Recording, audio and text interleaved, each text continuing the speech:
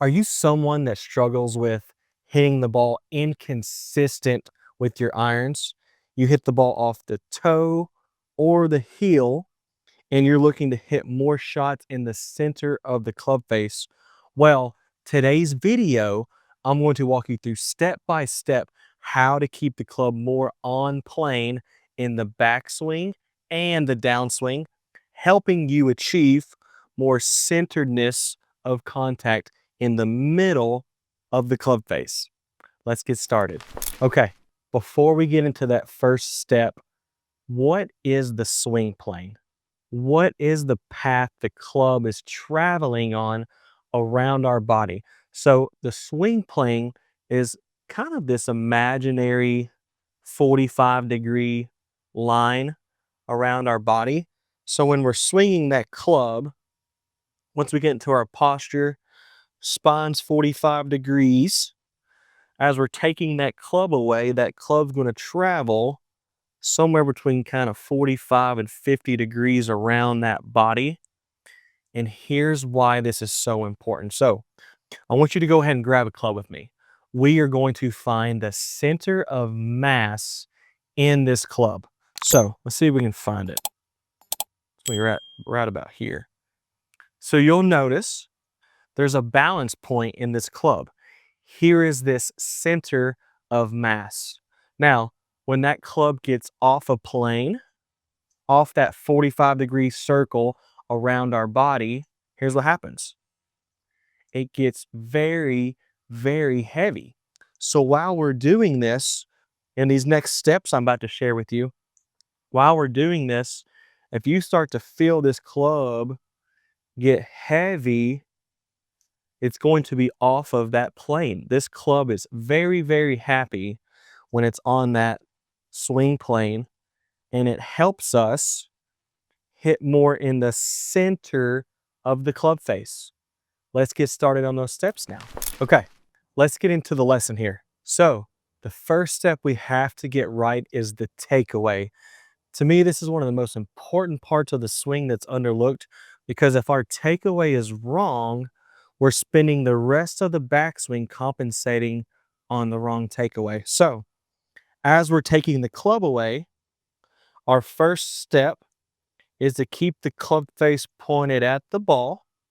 So if there was a laser on the center of that club face, that laser is going to point at the ball, and then when the club gets hip height, the club is going to be parallel to the ground, and the butt end of the club should be pointed towards our target. What I see most amateurs do in this takeaway every single time is they'll take the club back and it'll get way too far inside behind us. Club head's way behind us, club shaft's behind us.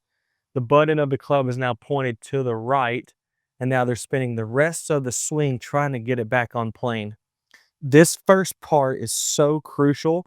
If we can get this step right, it will help us hit the ball more in the middle of the club face. So as we're taking that club back, that first part is getting that club shaft parallel, butt end of the club pointed at the target, and we really like to see the toe in front of the heel at that point.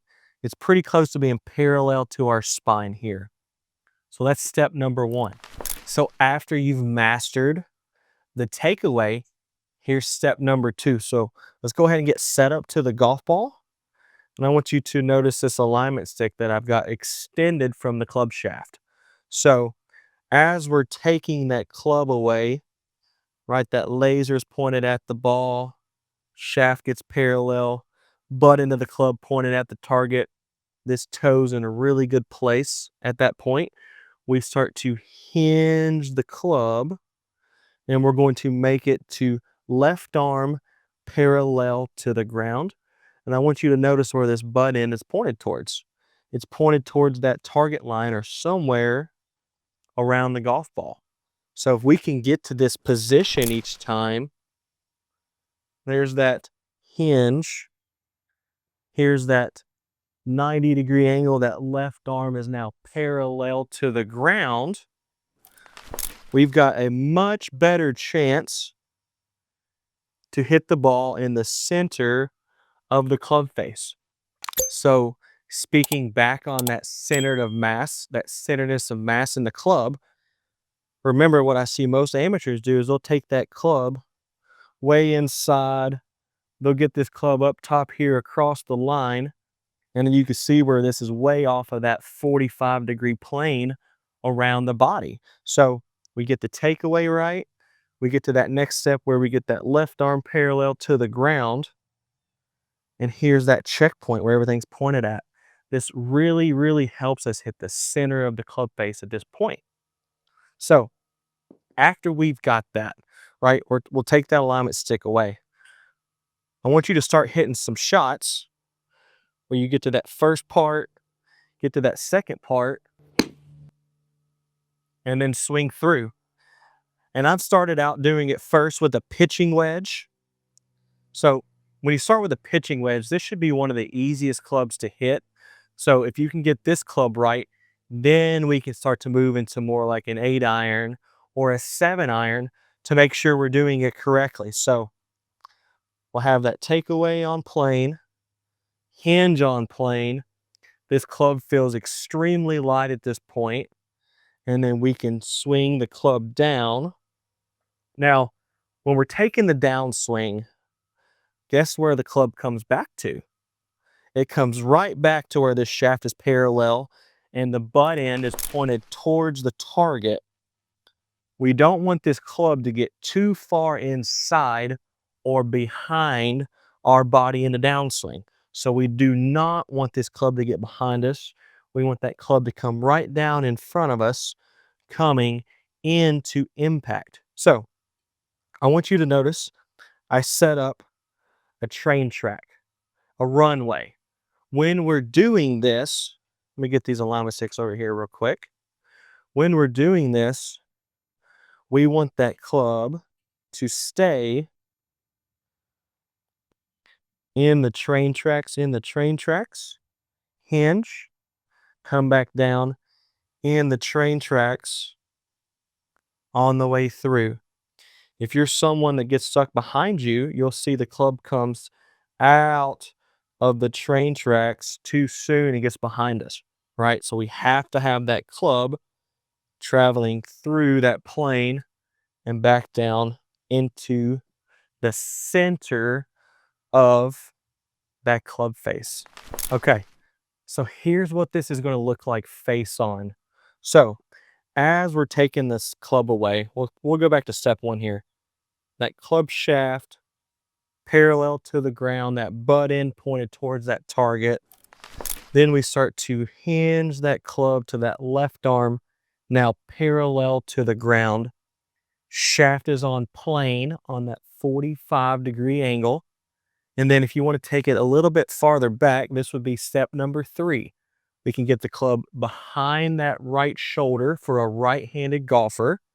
So when we get that club behind that shoulder, I want you to notice the shoulders, if I started here at 0 degrees, are going to turn to 90 degrees.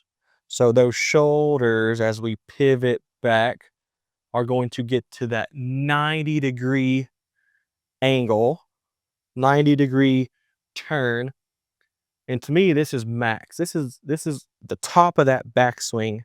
When we get to the top of that backswing, shoulders have turned to 90. And I really like this checkpoint for my players. I give this to a lot of people that I teach.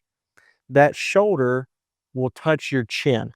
So when we get to that 90-degree turn, your chin will sit right on top of that shoulder.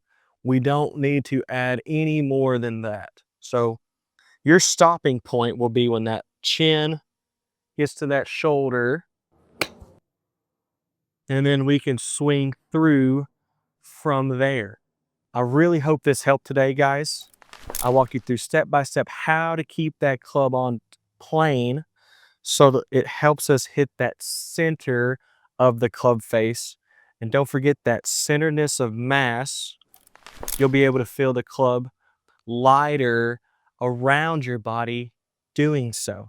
Have a great golf week and take care, guys. Thank you. I hope everyone enjoyed the video. Please make sure to like and subscribe to help this channel out. And I've got a lot more stuff coming your way. Appreciate you guys sticking around. Take care. Have a great golf week.